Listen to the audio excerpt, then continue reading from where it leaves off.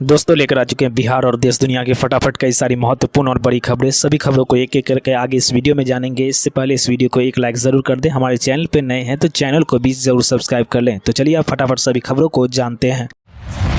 भाई बहन के अटूट रिश्ते का त्यौहार रक्षाबंधन सोमवार को पूरे देश में उत्साह के साथ मनाया गया। अपने भाई की सलामती के लिए विभिन्न जगहों पर बहनों ने भाई की कलाई पर रक्षा सूत्र बांधा है। बिहार में रक्षाबंधन की कई तस्वीरें नजर आई। इस मौके पर एक खास तस्वीर यह भी नजर आई कि बिहार के मुख्यमंत्री नीतीश कुमार ने एक पेड़ को राखी बांधा। सीएम द्वारा पेड़ को राखी बांधने की इस तस्वीर के पीछे की क्या कहानी है, चलिए बताते हैं आपको। दरअसल इसके पहले 13 अगस्त 2012 को रक्षाबंधन के अवसर पर मुख्यमंत्री ने बिहार वृक्ष सुरक्षा दिवस का शुभारंभ किया था। इसके बाद से सीएम हर साल रक्षाबंधन के शुभ मौके पर पेड़ को राखी जरूर बांधते हैं। सीएम ने इस दिन बिहार वृक्ष सुरक्षा दिवस के तौर पर मनाए जाने का ऐलान भी किया था। इसी वजह से सोमवार को सीएम ने पटना स्थित राजधानी वाटिका में वृक्ष को रक्षा सूत्र बांधा है। अपने कार्यकलाप को लेकर अक्सर विवादों में रहने वाले जेडीयू विधायक गोपाल मंडल एक बार फिर चर्चा में हैं। उन पर जान से मार देने की धमकी के आरोप में भागलपुर के प्रवक्ता थाने में एफआईआर दर्ज हो गया है। भागलपुर के नवगछिया स्थित एक होटल संचालक या जदयू नेता नरेश मंडल ने यह प्राथमिकी दर्ज कराई है। गोपालपुर विधायक गोपाल मंडल और दो अज्ञात पर फोन पर गाली गलौज करने और जान से मार देने की धमकी का आरोप लगाया गया है। बिहार के किसानों के लिए खुशखबरी है। सब्जी की ऑर्गेनिक खेती करने वाले किसानों को नीतीश सरकार मदद करेगी। उनके उत्पादों को बाजार मुहैया कराया जाएगा। सहकारिता विभाग ने इसकी योजना बनाई है। विभाग ने ऑर्गेनिक तरकारी बेचने के लिए सब्जी बूथ खोलने का निर्णय लिया है। पहले चरण में ट्रायल के तौर पर राजधानी पटना सहित प्रमुख शहरों में 15 बूथ खोले जाएंगे। इन दुकानों में बिक्री बढ़ने पर सब्जी बूथों की संख्या बढ़ाई जाएगी। सहकारिता संघों के जरिए सब्जी बूथों पर तरकारी उपलब्ध कराई जाएगी। बिहार सरकार के सहकारिता मंत्री प्रेम कुमार ने बताया कि सचिवालय और अन्य 15 इलाकों में सब्जी बूथ खोलने की योजना है। जल्द ही इस संबंध में निर्णय ले लिए जाएंगे। विकासशील इंसान पार्टी के प्रमुख और बिहार के पूर्व मंत्री मुकेश सहनी ने हाल ही में बिहार में बढ़ती रेप की घटनाओं पर चिंता जाहिर करते हुए कहा कि बिहार में हो रही रेप की घटनाओं ने राज्य को शर्मसार कर दिया है। सहनी ने कहा कि कल आरा के कृष्णगढ़ में 12 साल की बच्ची से रेप और पिछले दिनों मुजफ्फरपुर में नाबालिग लड़की के साथ रेप और हत्याकांड हमारी बेटियों की सुरक्षा पर गंभीर सवाल खड़े कर दिए हैं। उन्होंने कहा कि ऐसी घटना समाज के लिए विकृति का प्रकटीकरण है। ऐसी घटनाओं को रोकना बहुत ही जरूरी है। सन ऑफ मल्ला के नाम से चर्चित मुकेश सहनी ने सरकार और प्रशासन से अपील करते हुए कहा कि ऐसे अपराधों पर सख्त कार्रवाई करे और प्रदेश की बेटियों की सुरक्षा सुनिश्चित करें। बिहार के बिहार शरीफ सदर अस्पताल में गार्ड की बेरहमी का मामला सामने आया है। जब ड्यूटी पर तैनात गार्ड बच्ची के शव को गोद में लिए परिजनों को दौड़ा कर पीटने लगा, जिसके बाद अस्पताल में अफरा तफरी मच गई। परिजनों का कसूर बस इतना था कि उन्होंने अस्पताल कर्मियों और डॉक्टर पर लापरवाही के कारण बच्चे की मौत का आरोप लगाया था और अफसोस जताते रहे थे। इतनी ही बात पर बौखलाए गार्ड ने बच्ची, बूढ़ी और महिलाओं पर लाठी बरसाने में संकोच नहीं किया। मारपीट में दिलखुश कुमार की आंख में गंभीर चोट लगी है। बिहार में नीतीश सरकार में एक अहम मंत्री के खिलाफ पोस्टर पर सनसनी फैल गई है। कहा जा रहा है कि यह पोस्टर नक्सलियों ने चिपकाया है। इस पोस्टर में बिहार सरकार के मंत्री अशोक चौधरी का दलित विरोधी बताया गया है। मामला गया जिले का है, जहां कुछ स्थानों पर ऐसे पोस्टर नजर आए हैं। इस पोस्टर में मंत्री अशोक चौधरी के संबंध में कहा गया है कि दलित होते हुए भी वो दलित, महादलित, आदिवासी और किसान विरोधी है। इसके साथ ही नक्सलियों ने अशोक कुमार चौधरी के खिलाफ अपनी क्रांतिकारी लड़ाकों के एकजुट होने के लिए भी कहा है। बिहार सरकार प्रदेश में सभी 534 अंचलों के 45,862 गाँव में जमीन का विशेष सर्वेक्षण कर रही है। जमीन सर्वेक्षण को लेकर कई लोगों के मन में कई तरह के सवाल हैं। जो लोग बिहार में मौजूद हैं वो इस सर्वे के दौरान खुद भी वहां रहेंगे तो जाहिर है कि उन्हें परेशानी कम होगी, लेकिन जो लोग बिहार से बाहर नौकरी करते हैं उनके लिए भी बिहार सरकार की तरफ से विशेष इंतजाम किया गया है। भूमि सर्वेक्षण के लिए ऑफलाइन के अलावा ऑनलाइन आवेदन भी किया जा सकता है।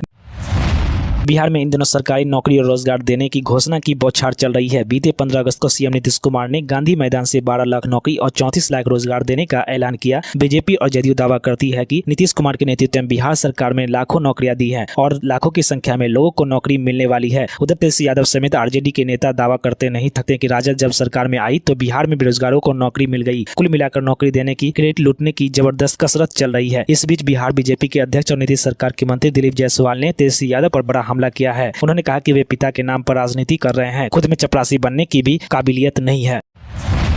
बिहार और झारखंड भले ही एक दूसरे से अलग होकर स्वतंत्र राज्य बन गए हों, लेकिन दोनों का राज्य संस्कृति, राजनीतिक समेत सभी मामलों में एक दूसरे से अछूत नहीं है। यही कारण है कि झारखंड में चल रहे सियासी उठापटक पर बिहार में भी राजनीति तेज हो गई है। झारखंड मुक्ति मोर्चा के वरिष्ठ नेता और पूर्व मुख्यमंत्री चंपा सोरेन ने शिबू सोरेन और झामुमो के बगावत कर दिया है। उनके भाजपा में शामिल होने की कवायद लगाई जा रहे हैं। इस पर बिहार के पूर्व सीएम और नरेंद्र मोदी सरकार में मंत्री जीतन राम मांझी का बड़ा बयान सामने आया है। उन्होंने चंपा सोरेन का एनडीए में स्वागत किया है।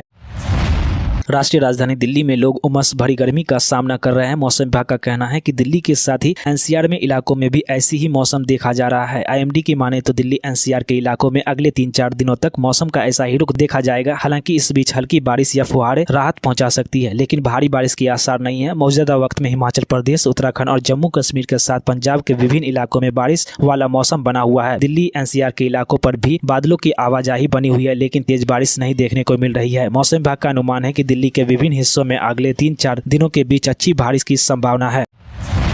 17 महीने जेल में बिताकर बाहर आए दिल्ली के पूर्व उप मुख्यमंत्री मनीष सिसोदिया ने कहा कि जेल जाने के बाद यदि मुख्यमंत्री अरविंद केजरीवाल ने इस्तीफा दिया होता तो सरकार पर खतरा उत्पन्न हो सकता था। सिसोदिया ने यह जवाब तब दिया जब उनसे पूछा गया कि जेल जाने के बाद उन्होंने पद छोड़ दिया, लेकिन केजरीवाल ने ऐसा क्यों नहीं किया। सिसोदिया ने कहा कि भाजपा की साजिश को नाकाम करने के लिए केजरीवाल ने इस्तीफा नहीं दिया। पीटीआई को दिए इंटरव्यू में सिसोदिया ने कहा कि उनके पास कई विभाग थे और सरकार का कामकाज प्रभावित न हो, इसलिए उन्होंने तुरंत इस्तीफा दे दिया था। हालांकि विधानसभा में केजरीवाल सरकार के पास प्रचंड बहुमत है। 2020 में हुए विधानसभा चुनाव में आम आदमी पार्टी को 70 में से 62 सीटों पर जीत हासिल की थी।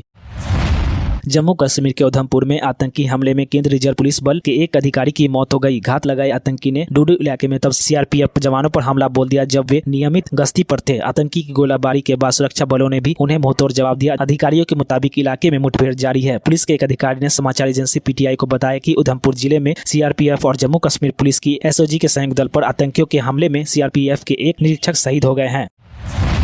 कर्नाटक हाईकोर्ट ने राज्य के मुख्यमंत्री सिद्धरमैया को बड़ी राहत दी है। हाईकोर्ट ने राज्यपाल की मंजूरी के खिलाफ याचिका पर सुनवाई होने तक मुद्दा घोटाले में सिद्धरमैया पर कार्रवाई से रोक लगा दी है। अदालत में मामले की सुनवाई के दौरान सीएम का प्रतिनिधित्व सीनियर वकील अभिषेक मनु सिंघवी ने किया। उनका तर्क था कि राज्यपाल की मंजूरी पक्षपातपूर्ण है और राजनीतिक कारणों से कर्नाटक में लोकतांत्रिक रूप से चुनी गई सरकार को अस्थिर करने के प्रयास हो रहे हैं। अब इस मामले पर अगली सुनवाई 29 अगस्त को होगी। सिद्धरमैया ने हाईकोर्ट में मसूर शहरी विकास प्राधिकरण घोटाले के संबंध में उसके खिलाफ मुकदमा चलाने की मंजूरी देने के राज्यपाल के फैसले को चुनौती दी थी। महाराष्ट्र में विधानसभा चुनाव से पहले महाविकास आघाड़ी गठबंधन की टेंशन बढ़ती जा रही है। बता दें कि कांग्रेस विधायक जिशान सिद्दीकी ने सोमवार की उप मुख्यमंत्री अजित पवार के नेतृत्व में राष्ट्रीय कांग्रेस पार्टी की जन सम्मान यात्रा में हिस्सा लिया। इस दौरान उन्होंने कहा कि कांग्रेस उनकी अपेक्षा कर रही है। यही यात्रा दोपहर में मुंबई से बांद्रा ईस्ट पहुंची, जहां से सिद्दीकी कांग्रेस विधायक है। सिद्दीकी के पिता और पूर्व विधायक बाबा सिद्दीकी हाल ही में कांग्रेस छोड़ अजित पवार के नेतृत्व वाली पार्टी में शामिल हो गए थे। पिछले महीने राज्य में विधान परिषद चुनाव के दौरान कांग्रेस के 6 विधायक ने क्रॉस वोटिंग की थी। ऐसी चर्चा थी कि जिशान सिद्दीकी उन 6 विधायकों में शामिल थे। टीएमसी के राज्यसभा सांसद सुखेंदु शेखर रे ने कोलकाता पुलिस के समन मिलने के बाद कोलकाता हाईकोर्ट का दरवाजा खटखटाया है। उन्होंने पुलिस पर मनमानी करने का आरोप लगाया है और कहा कि उन्हें अवैध नोटिस थमाई गई है। मामले की सुनवाई मंगलवार को होने का संभावना है। सुखेंदु रे ने हिंदुस्तान टाइम्स से बातचीत करते हुए बताया कि मैंने पुलिस के अवैध नोटिस, धमकी और मनमानी के खिलाफ कोलकाता हाईकोर्ट का रुख किया है। गौरतलब है कि रविवार को कोलकाता पुलिस ने टीएमसी नेता को लाल बाजार मुख्यालय की तलब किया था। उन्होंने एक्स पर एक पोस्ट लिखी थी जिसमें उन्होंने कहा कि सीबीआई को पुलिस कमिश्नर विनीत गोयल को हिरासत में लेना चाहिए और आरजीकर मेडिकल कॉलेज और अस्पताल में 31 वर्षीय जूनियर डॉक्टर के साथ 9 अगस्त को हुई बलात्कार और हत्या के मामले में उन पर पूछताछ करनी चाहिए। बाल रोग विशेषज्ञों के एक समूह ने स्कूलों में मध्याह्न भोजन लेकर महाराष्ट्र सरकार को पत्र लिखा है। इसमें मांग की गई है कि चीनी युक्त खाद्य पदार्थ देना बंद कर दिया जाए। महा एकेडमी ऑफ पीडियाट्रिक्स ने राज्य के शिक्षा मंत्री दीपक केसरकर को पत्र लिखा है। इसमें कहा गया कि ऐसे खाद्य पदार्थों के सेवन से बच्चे मधुमेह और मोटापे का शिकार हो सकते हैं। पत्र में प्रधानमंत्री पोषण शक्ति निर्माण योजना के तहत बच्चों को सप्ताह में 4 बार चावल की खीर परोसने के सरकार के सामान्य दिशा निर्देश का हवाला दिया गया है। प्रधानमंत्री नरेंद्र मोदी इस हफ्ते यूक्रेन की यात्रा पर जाने वाले हैं। इससे पहले भारत ने रूस और यूक्रेन के बीच मध्यस्थ की भूमिका निभाने से इनकार कर दिया है। हालांकि नई दिल्ली की ओर से कहा गया कि दोनों देशों के बीच हम संदेश भेजने में मदद कर सकते हैं। मालूम हो कि पीएम मोदी 23 अगस्त को यूक्रेन की यात्रा करने वाले हैं। खास बात यह है कि फरवरी 2022 में रूस के आक्रमण के बाद किसी सीनियर भारतीय नेता की यह पहली यात्रा है। साथ ही साल 1991 में यूक्रेन के स्वतंत्र होने के बाद भी किसी भारतीय प्रधानमंत्री की यह पहला यात्रा होगा। पश्चिम बंगाल के मुख्यमंत्री ममता बनर्जी के खिलाफ भड़काऊ पोस्ट के लिए एक युवती को गिरफ्तार किया गया है। इंस्टाग्राम यूजर पर लोगों को सीएम ममता बनर्जी की हत्या के लिए उकसाने के आरोप हैं। खास बात यह है कि मामला ऐसे वक्त पर सामने आया है जब अर्जीकर में अस्पताल में हुई डॉक्टर के साथ दरिंदगी के खिलाफ बंगाल समेत देश के कई राज्यों में विरोध प्रदर्शन जारी है। यमन युद्ध को लेकर पूर्व सऊदी अधिकारी ने एक चौंकाने वाला दावा किया है। अधिकारी ने कहा कि क्राउन प्रिंस के यमन युद्ध के लिए किंग के जाली हस्ताक्षर किए। पूर्व सऊदी अधिकारी ने एक रिपोर्ट में आरोप लगाया है कि सऊदी अरब के क्राउन प्रिंस मोहम्मद बिन सलमान ने शाही आदेश पर अपने पिता के जाली हस्ताक्षर किए। इस आदेश के बाद ही यमन में हुती विद्रोहियों के खिलाफ युद्ध की शुरुआत हुई थी। सोमवार को बीबीसी में एक इंटरव्यू में साद अल जाबरी ने बिना किसी सबूत के आरोप लगाए हैं। सऊदी अरब ने इस मामले पर अब तक कोई टिप्पणी नहीं की है। अनुसूचित जाति जनजाति के आरक्षण के मामले में क्रीमी लेयर पर सुप्रीम कोर्ट के निर्णय के विरोध में देश भर में विभिन्न संगठनों ने 21 अगस्त को भारत बंद का आह्वान किया है। बहुजन समाज पार्टी ने भारत बंद का समर्थन करते हुए इसमें बढ़ चढ़कर हिस्सा लेने का ऐलान किया है। इसे लेकर बसपा के महासचिव सतीश चंद्र मिश्रा ने सोशल मीडिया प्लेटफॉर्म एक्स पर पोस्ट लिखते हुए कार्यकर्ताओं से फैसले का पुरजोर विरोध और शांति की अपील की है। तो दोस्तों, इसके साथ ही खबर समाप्त होती है और भी ऐसी खबरों के लिए इस वीडियो को एक लाइक जरूर करें। हमारे चैनल पर नए हैं तो चैनल को जरूर सब्सक्राइब करें। तो मिलते हैं नेक्स्ट वीडियो में, तब तक के लिए जय हिंद, जय भारत, जय बिहार।